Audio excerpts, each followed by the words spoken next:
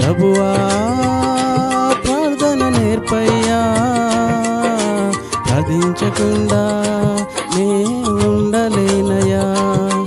నీ పాదాలు తడపకుండా నా పయనం సాగదయా, నీ పాదాలు తడపకుండా నా పయనం సాగదయా. ప్రార్థన వలనే పయనము, ప్రార్థనే ప్రాకారము, ప్రార్థనే ప్రాధాన్యము, ప్రార్థన లేనిది పరాజయం.